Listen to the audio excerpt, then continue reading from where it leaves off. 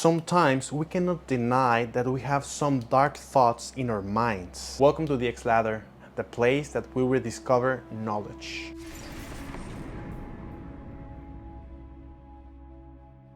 Of course, these things, they have a scale. Sometimes we just want to play a little game with someone, or we're just trying to have fun with some friends. But where they come from, where these thoughts come from, how they are made, or why is the reason they are in our heads. In this video, we're gonna answer this question with the eyes of Cornelius Agrippa. This might sound like a sermon or something religious, but I can tell you that my sources are totally contrary of what you think. We're going to use the 3 books on occult philosophy of Cornelius Agrippa to have an answer to this question. In this case, the explanation for these unwanted behaviors or unwanted thoughts are given by the entrance of an evil or unclean spirit inside of our bodies. This reminds me of a phrase that is used in the movie Italian Job, that it says, "I trust people, but I do not trust the demons they have inside." According to the theme of the video, I think it's right on spot. It's an excellent phrase. But let's continue. The idea is that we have holiness living on ourselves, and it cannot coexist with evil spirits or unclean spirits. Also, let's not forget about the teachings of Jesus when he said that when an evil or unclean spirit left the body and tried to find some rest on a dry and hot place and it does not achieve it, it comes back with seven more and more evil than the primary spirit that it was inside. When we do something wrong, or in other words, we sin or break some moral rules, the goodness inside of us goes out, and that gives the opportunity to unclean spirits to come in and influence us. This sounds quite silly, right? But think about it. If we're following this train of thought, maybe it's reasonable to assume that it could happen. We can use our daily life as an example. We can think about a day that we had some bad thoughts and try to find some correlation, something that we did, and then maybe we can arrive to the conclusion that we did everything perfect that day, that we didn't break any rules or we didn't do anything wrong. However, ignorance will profit from this.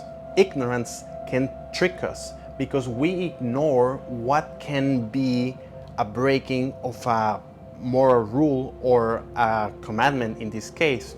For example, overeating one is one of them. Maybe we don't know that we overeat most of the time because of a bad habit.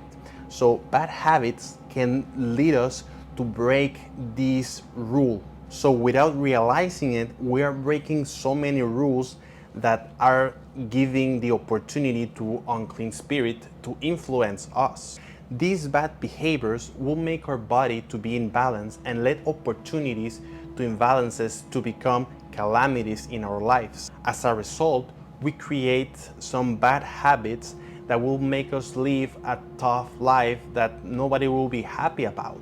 Then, on this train of thought, Cornelius Agrippa makes correspondence with planets that motivate different bad attitudes, as the planets are thought to affect us in their positions and movements in the sky, which in astrology are believed to create an energetic current that influence the natural world, including human thoughts and actions. This idea ties into the Hermetic principle, as above, so below, where celestial events mirror and affect earthly happenings. Also, he gives us the correspondences and how planets affect different thoughts. For example, Saturn is correlated with anxiety, melancholy, sadness, blasphemy, desperation. Jupiter, greed and tyranny. Mars, anger, arrogance, and cruelty. The Sun, pride and unstable ambition. Venus, lust and ugly pleasure. Mercury, lies and fraud. The Moon, instability in all things contrary to human nature. All this until the subject pays his debt, and after this he can regain or recover his holy state.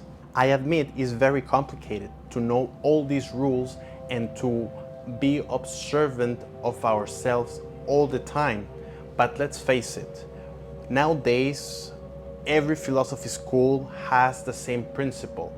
That is that you gotta watch yourself, what are you doing carefully in order to change that behavior and progress.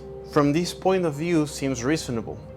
The premise sounds in agreement with the Ten Commandments, which is a good moral compass to follow. Personally, I will observe myself and try to determine if there is something of this knowledge that I can use or apply. I invite you to do the same, because maybe you will find out some correlation between your actions and your thoughts, or how your thoughts were negatively influenced by your past behaviors on the day. Thank you so much for watching. Don't forget to like and subscribe. Don't forget that knowledge is out there for the discovery of the few.